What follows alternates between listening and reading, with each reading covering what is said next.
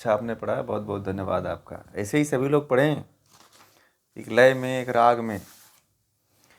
तो भगवान श्री कृष्ण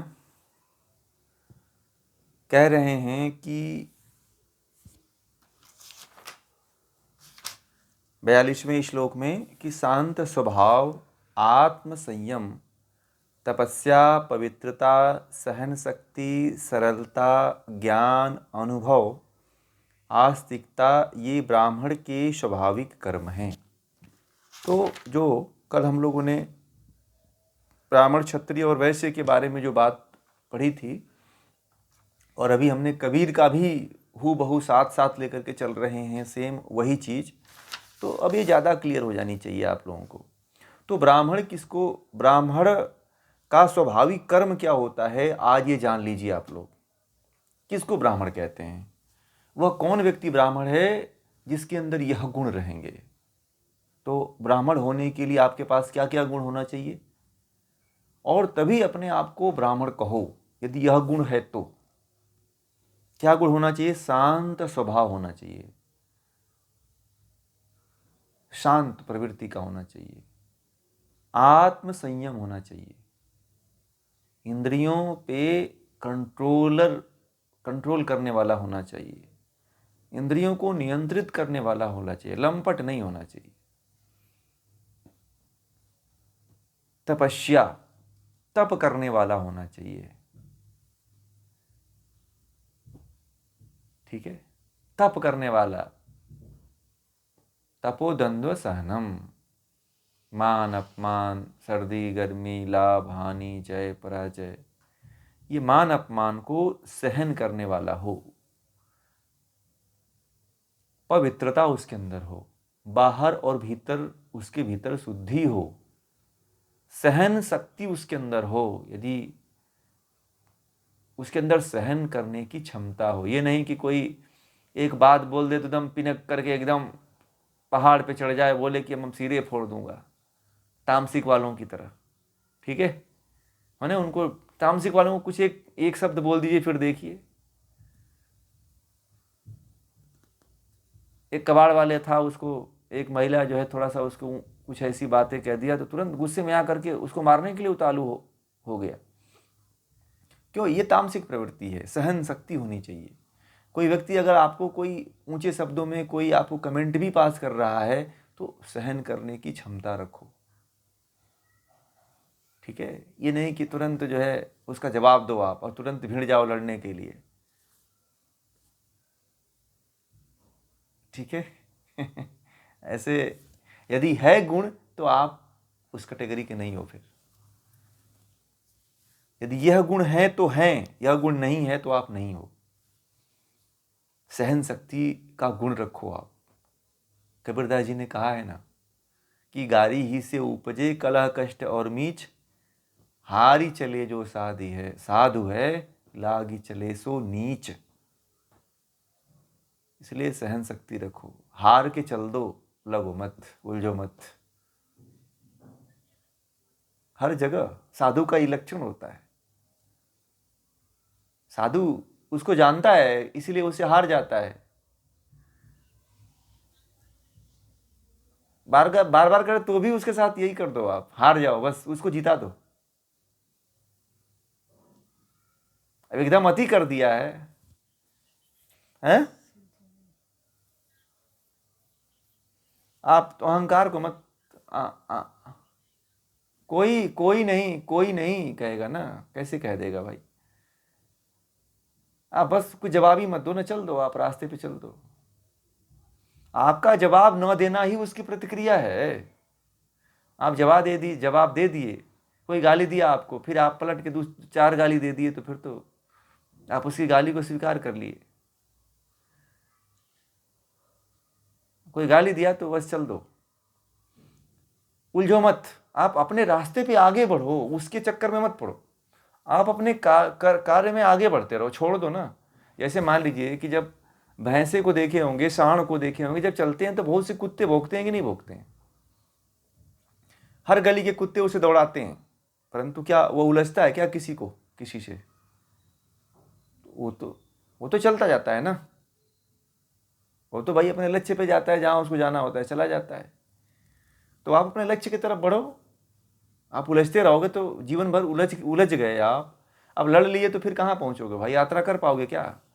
फिर तो आप कोर्ट कचहरी के चक्कर लगाओगे, जुगाड़ लगाओगे, कभी इस थाने में, कभी उस थाने में, कभी इस जज के पास, कभी उस जज के पास, यही करते रह जाओगे। पर जिंदगी क्या हो जाएगी? जिंदगी पूरी तरह से इसी में विनष्ट हो जाएगी। ठीक है। आज देखिए भारत की स्थिति ऐसी है कि भारत में केस जो है लोग 30-30, 40-40 साल से लड़ रहे हैं। लड़ रहे हैं कि नहीं लड़ रहे हैं बताइए? फिर भी पेंडिंग पड़ी हुई है ना।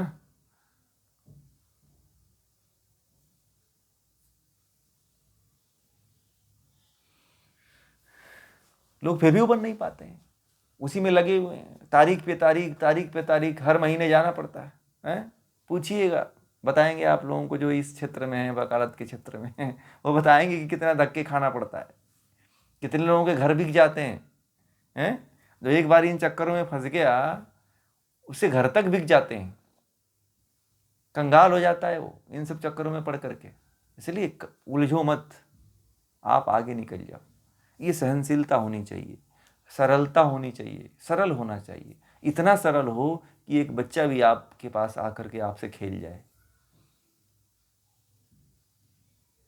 ठीक है। कठोर मत होना कि एक पशु भी आपके सामने आपको देख करके भौंकने लग जाए।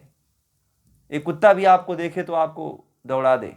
नहीं, कुत्ता भी आए, आप चलो तो कुत्ता भी आपको देखे तो दुम हिला दे।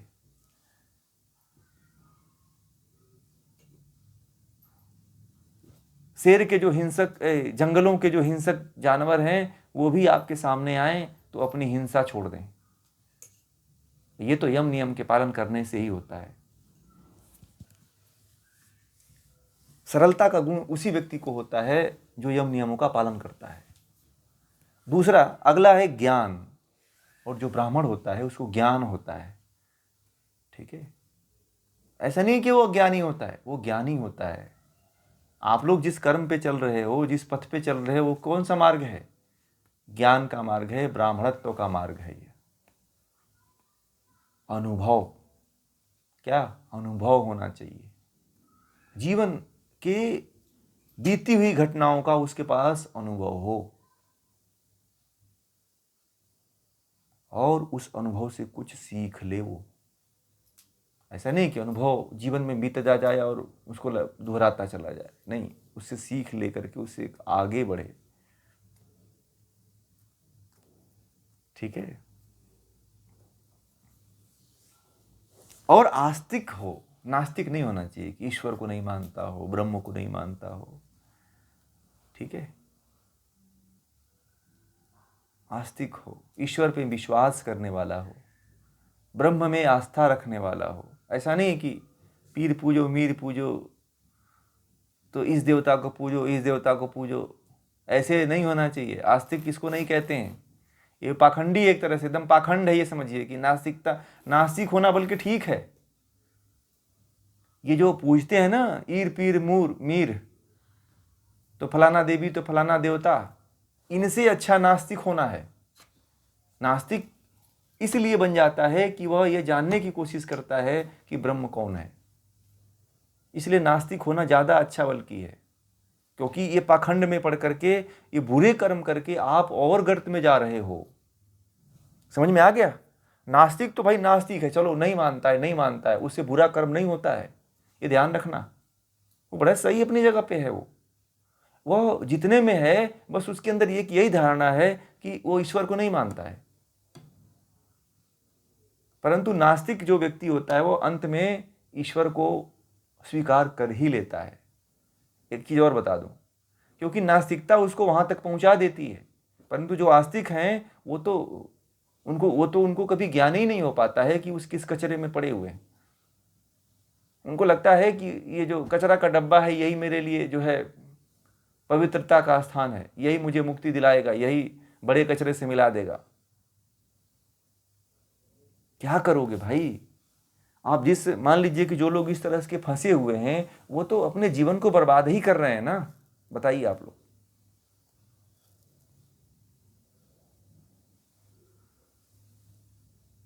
वो कहाँ वो पहुँचने वाले हैं। वो तो फिर इन्हीं जंजालों में फंस करके, किसी को धोखा देके, किसी को गलत जगहों पे जोड़ करके, किसी के साथ धोखाधड़ी करके, किसी को गलत राह दिखा करके अपने तो गर्त में जाएंगे, दूसरे को भी गर्त में लेके जाएंगे। ठीक है, अभी बताइए कि जिन जिन जगहों पे हजारों लोगों की आस्था जुड़ी रहती है, हजारों लोगों की भीड़ लगी रहती है, और वो लोग खुद अंधकार में है और दूसरे हजारों लोगों को भी अंधकार में ले जा रहे हैं, तो वो किस नरक में जाएंगे? आप लोगों ने कभी सोचा है? वो लोग तो घोर नरक में जाने वाले हैं। बताइए, जाने वाले हैं कि नहीं जाने वाले? तो नास्तिक और उनमें क्या अंतर है? बताइए आप लोग, है कोई?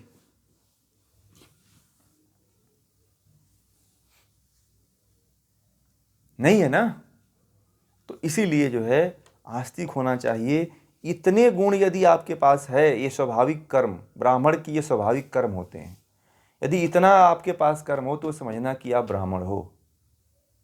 ब्राह्मण ये कर्म करता है। कौन कौन सा कर्म करता है? शांत स्वभाव, शांत रहता है, आत्मसंयमी रहता है, तपस्या करता है, पवित्रता उसके अंदर होती है, सहन शक्ति होती है, सरलता होती है, उसके अंदर ज्ञान होता है, उसके अंदर जीवन के अनुभव होते हैं और आस्तिकता होती है। वो ईश्वर पे विश्वास करने वाला होता है, ब्रह्म में विश्वास करने वाला होता है, इधर उधर विश्वास करने वाला नहीं होता है कि एक पत्थर रख दिया तो उसमें भी विश्वास करके कह रहा है कि ये इसमें जीन है, इसको पूजो। नहीं। अब आते हैं वीरता, तेज, धीरता, चतुरता, युद्ध में पीठ न दिखाना, दानशीलता और हुकूमत करना, ये क्षत्रिय के स्वाभाविक कर्म है। ठीक है, अब क्षत्रिय कौन व्यक्ति होता है? क्षत्रिय कौन हो सकता है? तो भगवान श्री कृष्ण कहते हैं कि जो क्षत्रिय होता है उसके अंदर जो है वीरता होती है, वीर होता है, सूरवीर होता है, वो तेज होता है, बुद्धि से, शरीर से, मन से तेज होता है। वो धीरता भी होती है उसके अंदर। आवाज की प्रॉब्लम हो रही है? 1 मिनट रुक जाइए। भगवान श्री कृष्ण कहते हैं कि वह धीर होता है, मतलब उसके अंदर धैर्यता होती है, धैर्यता का गुण होता है। कौन सा गुण होता है? धैर्यता का गुण होता है, धृति, धैर्य का गुण होता है। और चतुर होता है, जैसे कि वह व्यक्ति चतुर होता है, चतुरता उसके अंदर होती है जो क्षत्रिय होता है। और फिर युद्ध में पीठ न दिखाने वाला होता है, वह युद्ध से भागने वाला नहीं होता है। वह युद्ध में आ गया होता है तो युद्ध में लड़ता है, युद्ध से भागता नहीं है, युद्ध से पीठ पीछे करके नहीं भागता।